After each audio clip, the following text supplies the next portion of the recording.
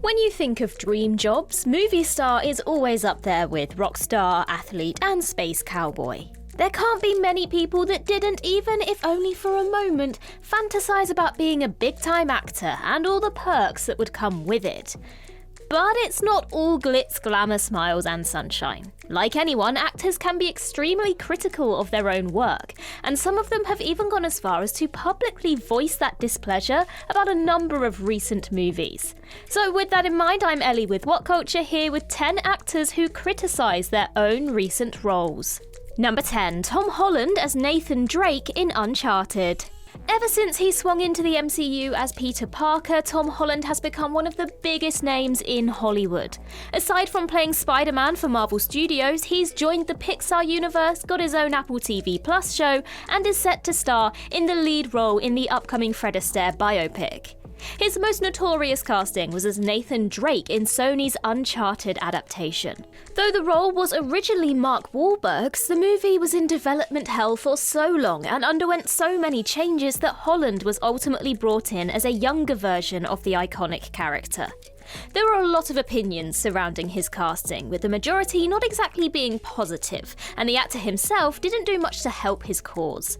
Even before the movie released, he was putting his own performance down.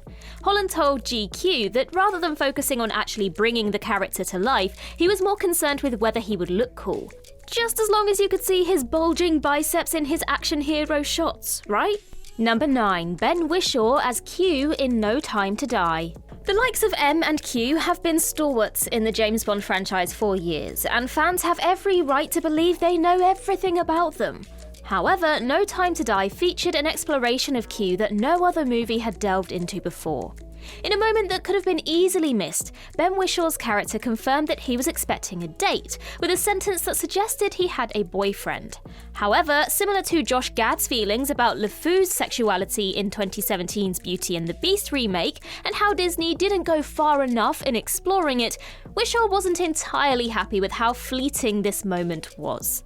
Whishaw told The Guardian that while there were good intentions behind the reveal, he was left disappointed that there wasn't more done with it. Recalling the first time he read the script, he said, "I remember perhaps feeling that was unsatisfying." This was the first character in the James Bond franchise confirmed to be part of the LGBTQ+ community, so it's easy to understand why audiences and Whishaw himself might have considered it too underdeveloped. Number 8, Jennifer Lawrence as Mystique in Dark Phoenix. There was a time when Jennifer Lawrence was one of the hottest names in Hollywood. Around the same time she burst onto the scene in the Hunger Games franchise, she also joined the X-Men series and became one of the highest paid female actors in the industry. However, she soon felt that the world turned on her, and in her own words to Vanity Fair, felt that people were displeased by her mere existence.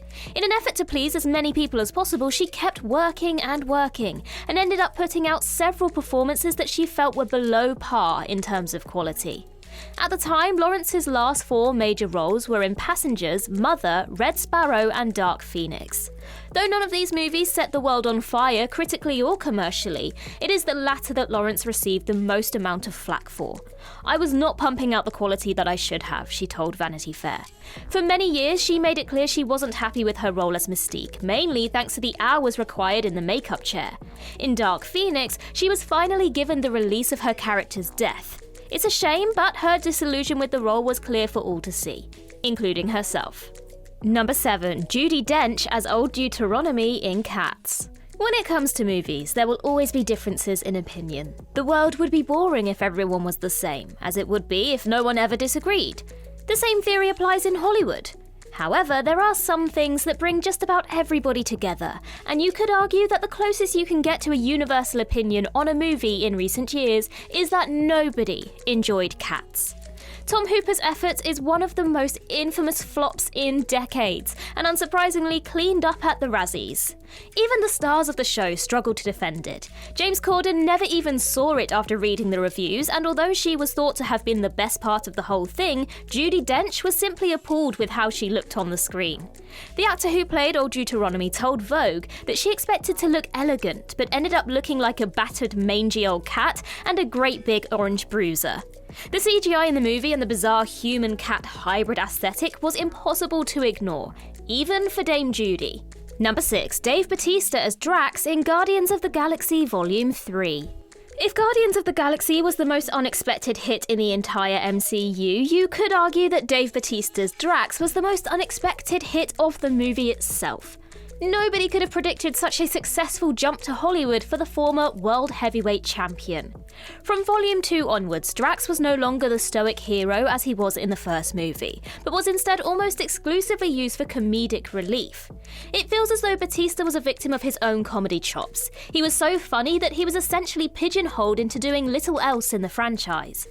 As Guardians 3 came around, fans were gutted to see the end of this iteration of the team, but Batista himself couldn't wait to get away. The actor told GQ that it was a relief to see the back of the silly role, as he wanted to move on to more dramatic work. It's understandable to want to branch out into other things, but hammering the entire role like this feels a little unfair. Number 5. John Boyega as Finn in Star Wars: The Rise of Skywalker. The Star Wars sequel trilogy was a turbulent time for Lucasfilm, to say the least. If 3 movies can make fans reevaluate and appreciate the prequels the way they have, then you know it's bad. The clear disconnect between the movies meant that both The Last Jedi and The Rise of Skywalker were received incredibly poorly by fans. But it wasn't just the paying customers that were pissed off. Mark Hamill was famously vocal over his disapproval of Luke Skywalker's arc in Episode 8, as was John Boyega post Rise of Skywalker. The disconnect between the movies meant that the likes of Rose were all but forgotten in the threequel, and John Boyega felt that Finn suffered a similar fate. Particularly when compared to what Rey and Poe had to do in Episode 9, Boyega was extremely unhappy. In an interview with GQ, he slammed Disney for building up diverse characters to be more important than they actually were, only to toss them to the side in Episode 9 when they had nothing for them to do. Number 4. Michael Shannon as Zod in The Flash.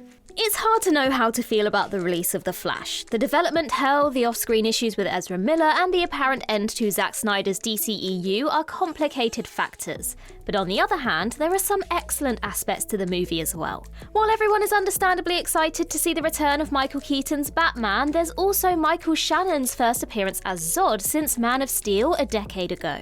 Of course, the villain was murdered by Superman at the end of the DCEU's curtain raiser, but is able to return thanks to the exploration of the multiverse. Michael Shannon has already spoken about how his time on the Flash set was incredibly different to that of Man of Steel, but the character itself has lost significance to the actor as well. This is, ironically, also thanks to the exploration of the multiverse. As he told Collider, Shannon had a deep connection to the character and the overall sophisticated story of Man of Steel. However, being brought back into a multiverse setting with the Flash felt to him more like someone playing with action figures, putting characters randomly together to fight. Whenever a dead character returns, their story does tend to feel somewhat diminished, so it's hard to disagree with him on this one. Number 3. Yahya AbdulMateen II as Black Manta in Aquaman. Comic book movies have typically found a strong balance between big-name and lesser-known actors.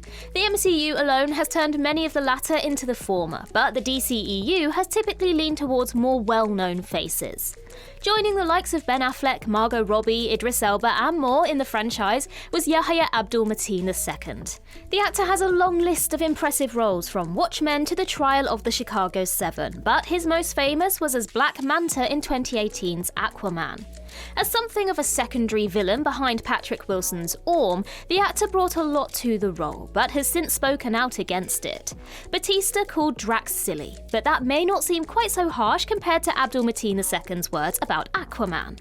The actor told Vulture that working on these types of movies and in these types of roles is clown work, which feels rather condescending to the entire genre. What's more surprising is that even in spite of clearly viewing his role in Aquaman as lesser than many of his other roles, he is still set to return for the sequel later this year. Number 2. Elizabeth Olsen as Wanda Maximoff in Doctor Strange in the Multiverse of Madness. Phase 4 hasn't been particularly kind to Marvel Studios, with the likes of No Way Home and Shang-Chi being diamonds in more rough than the franchise is used to. One of the undeniable highlights of the post-Endgame MCU, however, has been Elizabeth Olsen's Wanda Maximoff. The Scarlet Witch kicked off Phase 4 with the utterly compelling WandaVision before transitioning into the villain and arguably best part of Doctor Strange in the Multiverse of Madness. But despite having a lot to do, Olsen wasn't completely satisfied with every aspect of the role. While some actors like Tom Cruise take pride in the fact that they do their own stunts, this isn't an outlook shared by Olsen. As far as she's concerned, there's a professional stunt team on set for a reason, and in a chat with Stephen Colbert, she lamented the fact that one particular stunt didn't turn out so great because she was forced to do it herself. She said, "There's a stunt in Doctor Strange in the Multiverse of Madness where I had to be dropped from 30 feet up and land. They wanted to drop me pretty quickly, so it looked like it had an impact, but I kept landing like Peter Pan. I was like, just use the double. There is a double for a reason." She added that the moment looks ridiculous in the final movie, and it does make you wonder why the stunt team wasn't used if she was having so much difficulty herself. Number 1. Glenn Powell as Hangman in Top Gun Maverick. One of the biggest trends in Hollywood right now is the legacy sequel, essentially exploiting nostalgia for what is usually little more than a cash grab on the part of the studio. For the most part, these movies fall flat critically, if not always commercially, but Top Gun Maverick was different. It's easily one of the best legacy sequels ever, bringing back Tom Cruise's Maverick along with newbies like Miles Teller's Rooster and Glenn Powell's Hangman. In the case of the latter, Powell was originally very critical of the character. He auditioned for the role of Rooster at first and was more than a little underwhelmed at the character he was offered instead. In an interview with GQ, the actor spoke of just how little regard he had for what would ultimately be his own role. Phrases like Garnish and Navy Draco Malfoy paint a certain picture of Powell's feelings, but questioning why Hangman even existed as a character at all is arguably the most damning of them all. It wasn't until shooting was underway that he found how to make the character more likeable, which certainly wouldn't have been possible without the help of Maverick himself. And that concludes our list. Let us know your thoughts on these characters in the comments down below, and while you're there, don't forget to like and subscribe and tap that notification bell. Also, head over to Twitter and follow us there, and I can be found across various social medias just by searching Ellie Littlechild. I've been Ellie with What Culture. I hope you have a magical day, and I'll see you real soon.